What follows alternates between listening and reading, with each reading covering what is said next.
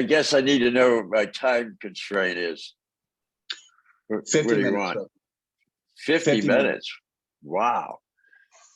Okay, my name is Barry Murtaugh, and I'm a grateful journeyman alcoholic and drug addict. I live in Chicago, Illinois. My sobriety date is the fourth Thursday in January of 1980. I have a sponsor, Leo Miller. Prior to Leo, I had four other sponsors, two of whom, all of whom blessed my life immensely. Two of whom who died, one who has a dementia issue, and one who moved far away so that we couldn't see each other. So I've been sponsored well from the beginning. To get, first of all, get over this hospital room thing. I've just come back on Monday of this week. Just come back from celebrating our eldest son's wedding celebration with our lovely new daughter-in-law, Saskia Fisher, in the Neckar Valley of Germany. And I think when I went over there, I probably had the problem, but everything was going so well. It did finally bring me down towards the end of the trip, but I came back with a case of pneumonia, and when I came back, I went to the hospital. They slapped me in the hospital, and so that's why I'm sitting here tonight. But I committed with Phil to do this, and I'm so honored and grateful that Phil thought a knucklehead like me would have it much to say to a bunch of highly evolved AAs like I'd be talking to on SIG. But like he says, he picks them from all sorts of odd places. So my sponsor thought it would be good for me to do this. As most people have in a 50-minute thing, you should tell a lot about your story, right? So I guess you're going to hear some of that. I was born in North Texas, in Wichita Falls. My dad was an aviation cadet.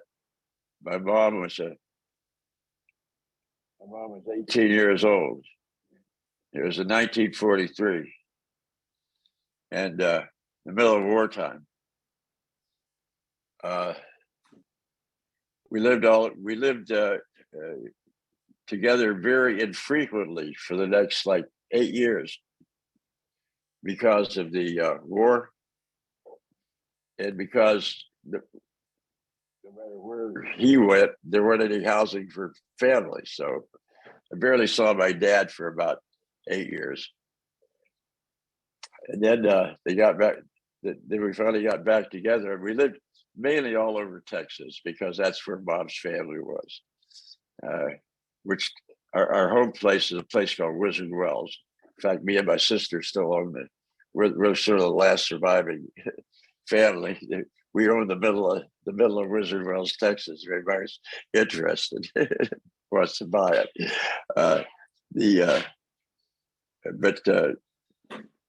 I grew up around between Graham, Wichita Falls, Fort Worth, and a couple of times we were down as far south as San Antonio and Hondo, Texas. By the time I was in my early middle school, my dad was moved to Spokane, Washington. So we moved to Spokane, Washington, and then from there, the next place we moved to was in Merced, California. And the next place we moved to after that was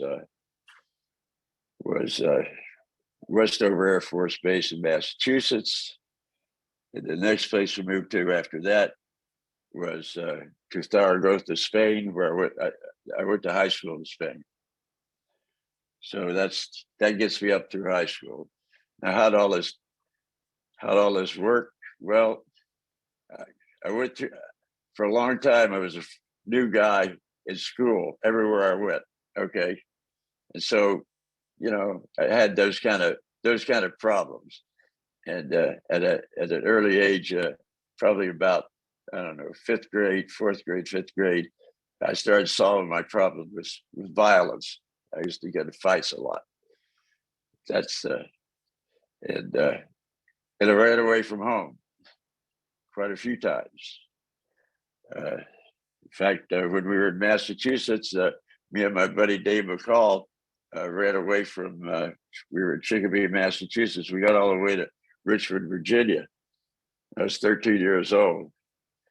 We got away. We got away for about 2 weeks before they caught us, and that's when the first time I went to jail. Okay, white boy jail. Back and this is about 1957, 56, 57. So the white boys had their jail, different than the black guys had their jail. I'd always been a bit of a difficult child, I suppose.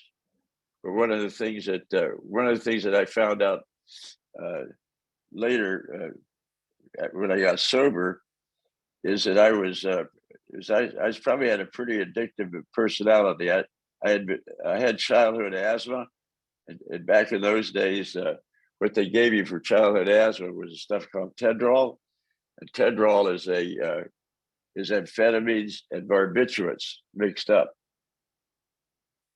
They used to give that to me all the time, and I used to take it all the time, even if I wasn't having a problem with asthma, because it made me feel good.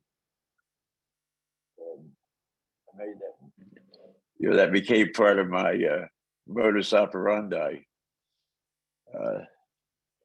Since my family was military, and there was a lot of drinking that went on.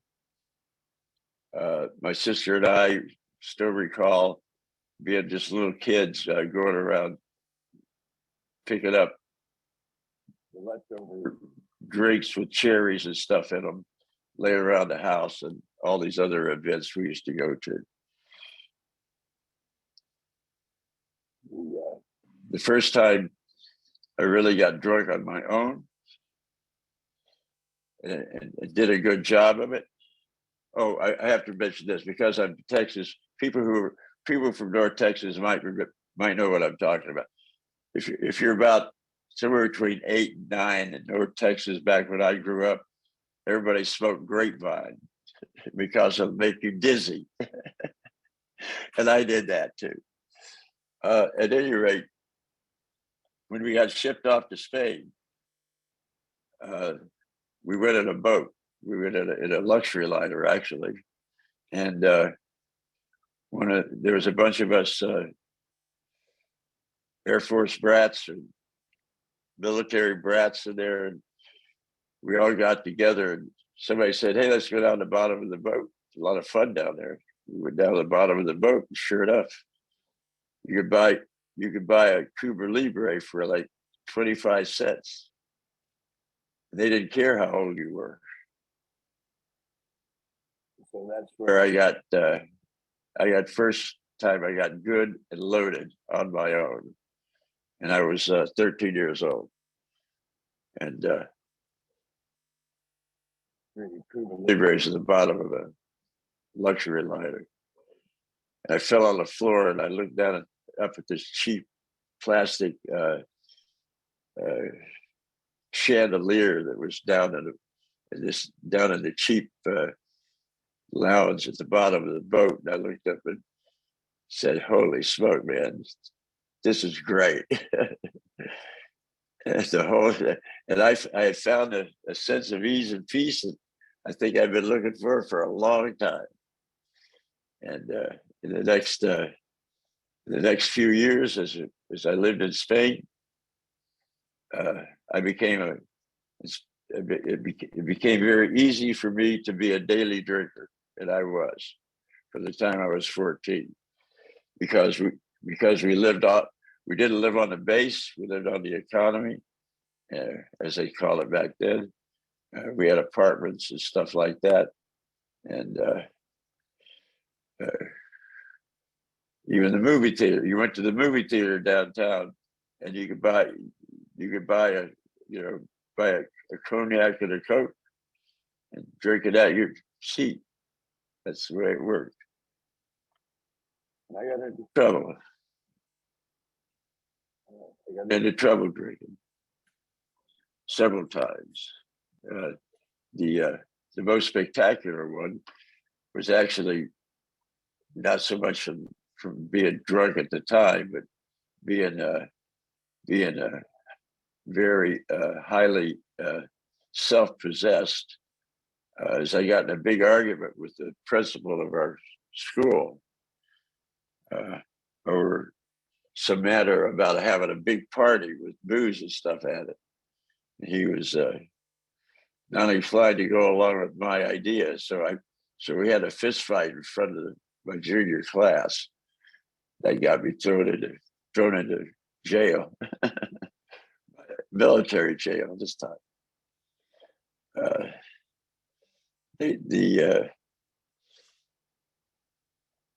My shenanigans probably cost my dad a promotion or two.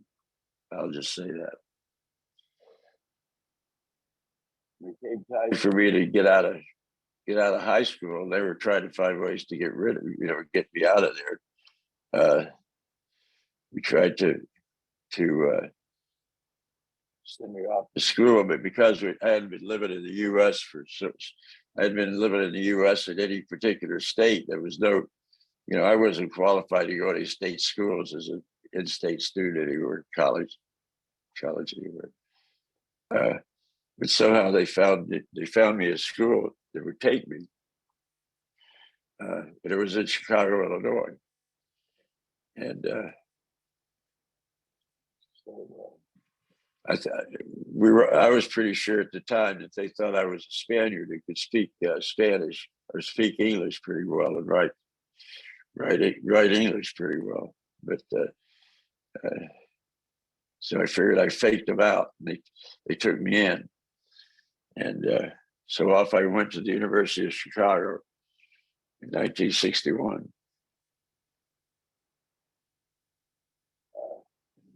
And I started drinking Jimmy's Woodlawn Tap on 55th Street 4 days before I started school. And I think I was in that place every day for the next 6 years when I was at that school. I was a daily drinker. I got drunk. I mean, I wasn't a social drinker. I drank until I fell down, ran out of money. That was my style. I even found a fraternity that would take me in, and one of the reasons I think we had such an affinity is they had a huge bar, completely stocked. I don't know, I was one of these guys who was willing to try to drink his way through college, and pretty much succeeded. One of the big events of all of that was that in my senior year, I managed to get the job as being the bartender at the faculty quadrangle club, which permitted me to drink on their tab as much as I wanted.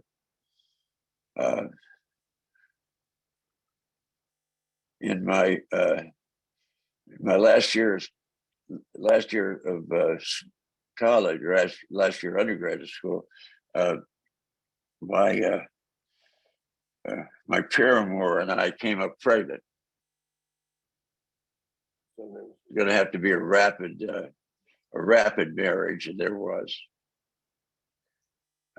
So we got married, and before I knew it, I was a married man. Not much to my. I wasn't much pleased with the idea except that her her parents were quite wealthy and from Potomac, Maryland. So it looked to me like this was a good, nice, easier, softer way to not not having to worry about things like working too much and all that. The next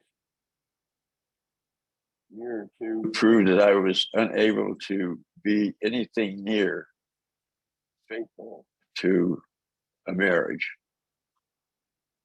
And it was a pretty disastrous early marriage. And before, you know, before we knew it, we had two kids and a house in Deerfield. And I was like 23 years old. I was going to graduate school. And I was drinking a lot. And so was she. We managed to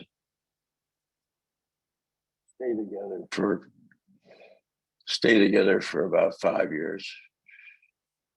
And by that time, I'd gotten a job. And one of the things they wanted to do was to send me to California. And I went to California and liked what I saw. And I wasn't much interested in having her there or the kids with me. And for all and with intent, I abandoned my wife and two kids.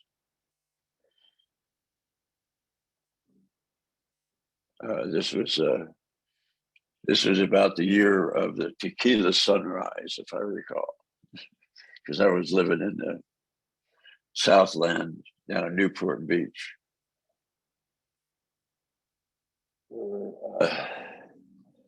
The business situation was uncomplicated because that's what one of the things they wanted me to do is to go out and get drunk with people who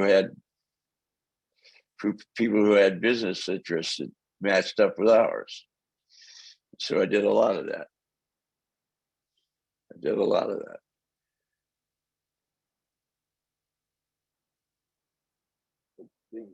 But I was a real unhappy dude. I was a real unhappy dude.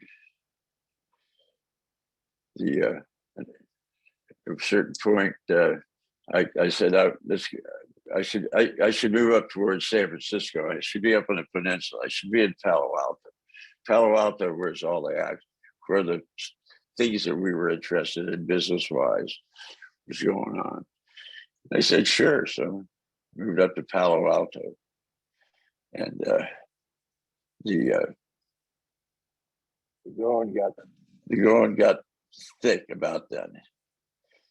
That's where I started to veer off pretty good. There was a lot of adventure in amateur chemistry going on about then, and I was up to my eyeballs in it. Most of the stuff I took, though, was stuff to help me drink longer and harder. Got to the point. I just said, "Hey, this job is getting in the way of my fun." I thought it was fun, and so I told him I was quitting.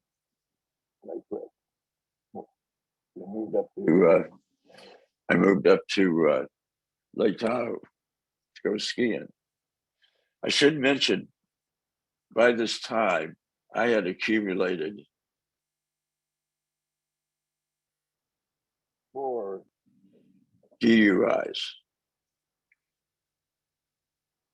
3 in Illinois, and 1 in California. That is not the end of the story. go up to Tahoe,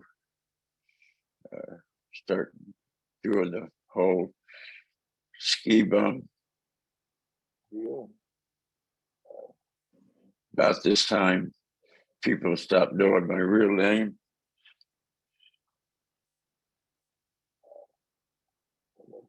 Stopped having a real address.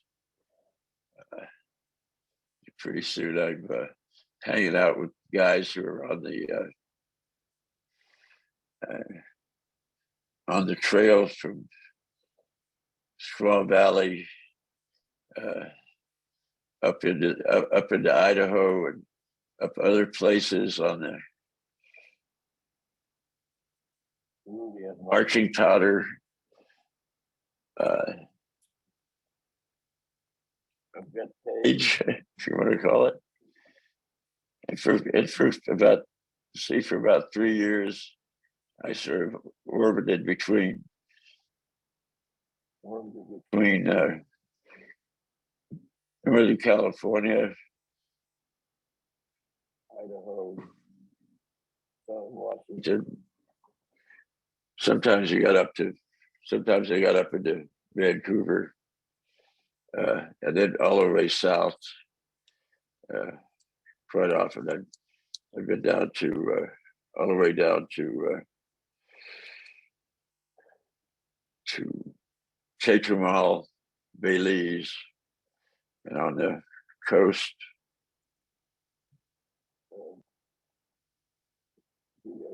Gulf side of Mexico.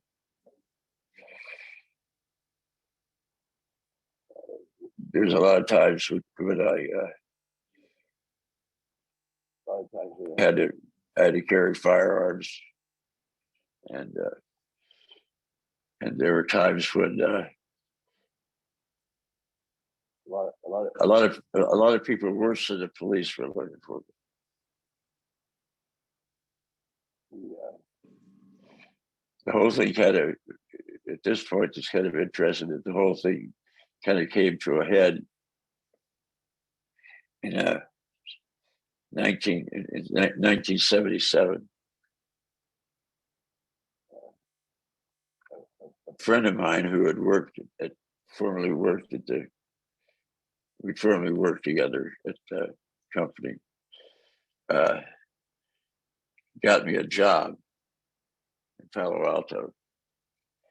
And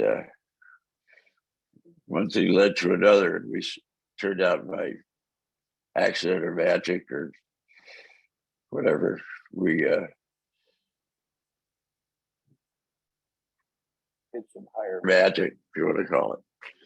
And this company thought it was a really good idea. And not only that, there's this company in Illinois that thought it was a really good idea. And so they wanted to buy up me and him, our doodah and all that stuff, and bring us out to Chicago, northern suburbs of Chicago. Well, I said, sure, let's go do it. Well, the problem was I was on probation in about 3 counties: San Mateo, Santa Clara, and San Luis Obispo County. And I left without bothering to ask permission.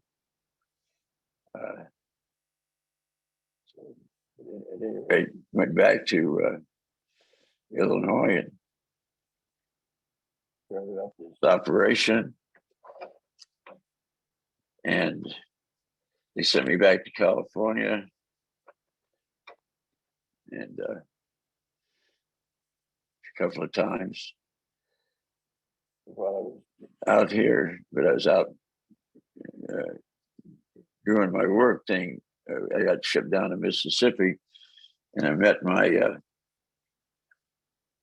this woman who, by this time I'd long been divorced, of course. Met this young woman, and we hit it off. She thought I'd be a I don't know, that would be a good thing. She said, but you got to stop drinking. I said, I'll do whatever I can to do that. And so we got married. Shortly after we got married, they sent me out to California again, and I got drunk again out there. And I had some dry goods with me, and I ended up in jail again. And I was married less than 3 months. She was having to figure out a way to get me out of jail. So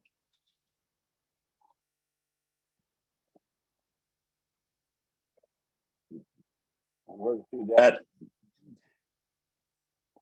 I did some. We got it through some fortunate connections from my cousin, who was a lawyer in Chicago. I was able to get most of my problems transferred to a Judge Fitzgerald in Chicago, and so I could serve my time out there, which I started doing, which I did. And, my friend Carl Dick is on this group. He and I worked at the same company at about the same time, and used to get a wild ass crazy drunk every Friday night at the Marriott Lincolnshire. He wanted me to make sure to mention that if it came up, because that was something that we did regularly, where we'd go in on a Friday night. A lot of times we wouldn't be able to walk out of there until Sunday afternoon. At any rate, my keep my marriage together and make some progress at work. We had this really big deal. So,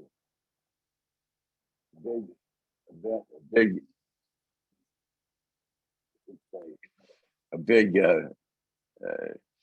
test and evaluation process was going to happen in Puerto Rico, in Jayuya, Puerto Rico, and it couldn't screw up because there's millions of dollars riding on it, and my boss's reputation, mine, all kinds of consequences. So we went down there and we got it done. And the way I got it done was I stayed up on top of this mountain in a trailer for 3 weeks, so that there was no chance that I would drink or drug.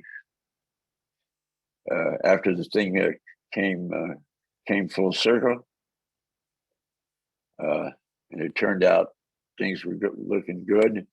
All of the suits from Deerfield decided to show up to make sure that they were there for the photo op and all the good publicity. And they said, why don't we have a celebratory dinner down in San Juan? We'll fly down the helicopter. That we had helicopters, so they flew me down in a helicopter, and we all gathered at this fancy joint. Of course, I'd been without alcohol for about 3 weeks at this point. Somebody said, why don't we have a pina colada? I said, yes. I woke up about 2.5 days later, soaking wet, in a pair of jeans, in a hotel that I have no idea how I got there. No shirt, no shoes, and $960 in wet cash in my pocket.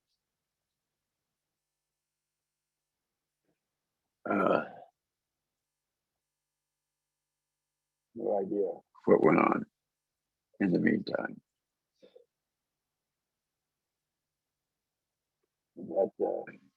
This was January 1980.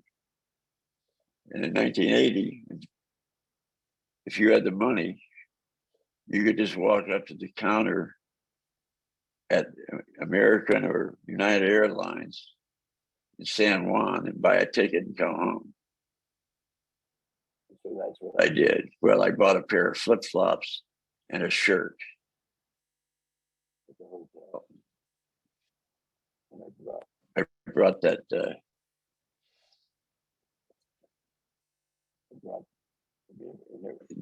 And this was January. It's cold, but I drank all the way home. By the way, because I had the cash to pay for it. I walked in the house, sat down on the couch, and I said, "This is the end of it."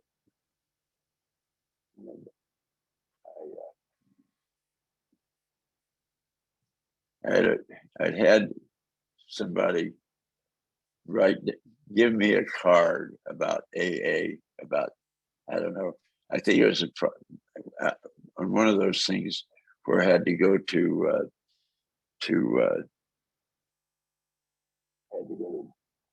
diversion class, from one of my DUIs or something that was in the house. And so I called AA. Guy answered the phone and said, "You've been drinking?" I said, "I certainly have." He says, "Can you not drink till tomorrow night?" Till tomorrow. And I said, "Probably so." He said, "You want me to come over and talk?" And I said, "Yeah, sure."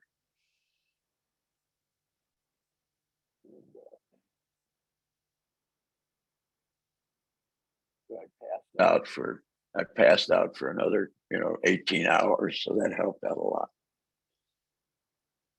And about 6:30, 7 o'clock, the guy calls me up and says, "Come on over. You still want me to come over?" And I says, "Yeah, I gotta. This is absolutely intolerable. I can't take this. My wife's going crazy. My boss is going crazy. This is nuts."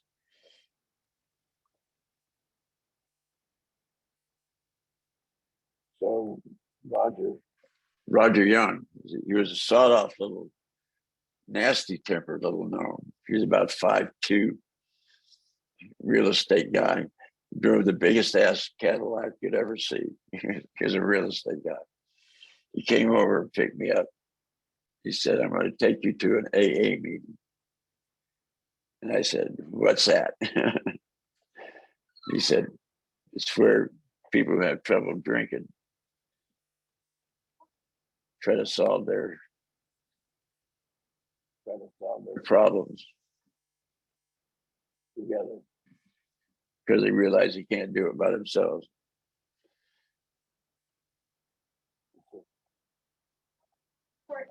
And so I went off with Roger. And again, this was January 1980. And it was a church basement, St. Michael's Church. And the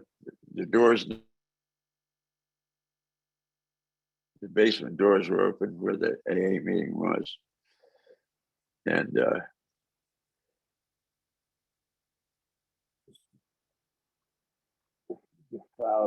back then, everybody smoked at AA meetings. Sorry to tell you that, but that's true. There, smoke from the AA meeting, and the smell of coffee was just boiling out of this lower level. And the sound of laughter, really sweet, heartfelt, good-hearted, honest laughter was coming out. They took me in, and I listened to what they had to say. They asked me if I thought that I could relate to much of what they were talking about, and I said I pretty much could. Within a few days, I had a sponsor. We started working on the steps.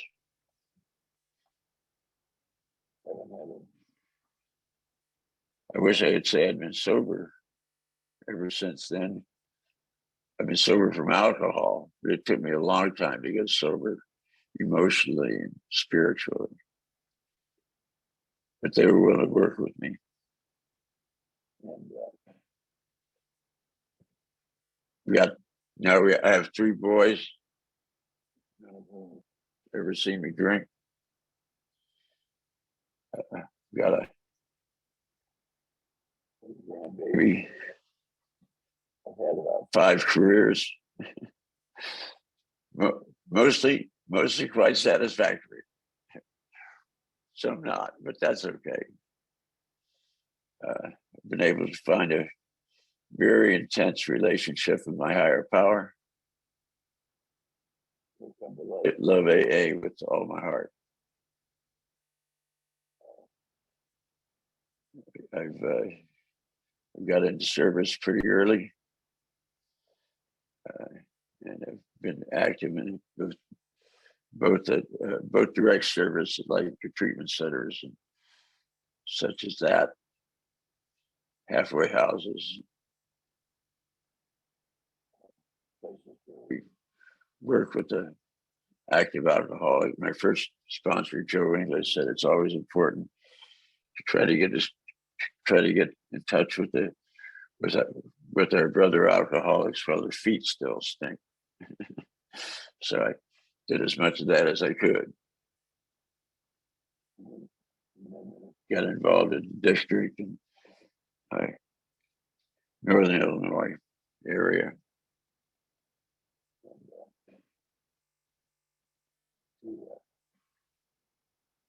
A lot of life happened, and all of it, we had a lot of difficulties. A couple of our boys had some pretty serious physical issues that affect them to this day. But we got them all educated. One of them is the commanding officer headquarters battalion at the 224th Marine Reserve here in Chicago, and is a graduate of the U.S. Naval Academy, and a Marine, deployed several times. Oldest boy has several degrees, and has a wonderful wife and a wonderful life. And our middle boy is a teacher in Houston, Texas. He's the father of our grandson, Obi, married to a wonderful woman. So we've been blessed in so many ways, so many ways. I've been blessed to sponsor guys that are, some I've known since they first came in their meeting when they were 16 years old. And to see the light come on in a lot of eyes. That's one of the things that keeps me coming back. This kind of pushing this thing real fast forward now. I've been involved in the online AA since about 2001, from old chat rooms and things like that. And somewhere, I suppose, about 2000 and when was it? Probably 10 or 12. One of my pals in California had been using something called a Zoom platform in their business on a beta version. He started letting us use it. So I've been a member of a men's online Serenity group since about then. And we found out about the online intergroup of AA sometime later than that, and we joined it. And just about at about the time the pandemic hit too. Stephen Todd was so helpful in getting us the support we need for the online intergroup of AA to keep it going. The pandemic hit and all of our servers crashed. For that, we're so grateful, Todd. We're so grateful, Stephen. We're so grateful to the people who helped us out. I currently serve as a secretary and trustee of the online intergroup of AA. And we have a very large presence around the world. I'll just say that. And it has been one of the great blessings of my life to see AA flourish in such a fertile and effective manner in these days. And I hope it keeps going. I know it's going to keep going. You know, there's probably, without a doubt, there's going to be some kind of a way for us online outliers to fit into the service structure here pretty soon. That would be a good thing, I think, for not only us today, but for our children and our grandchildren. So I think I've pretty much used up 50 minutes, Phil. But I haven't come anywhere near where I should be able to tell you that the best thing that's happened to me is to learn how to be a journeyman AA, to try to do the work, set up the work, teach other people how to do the work, clean up the work, and in some ways to be a good model of a good steward of the work. Blessings on your day, brothers and sisters, and blessings on your way.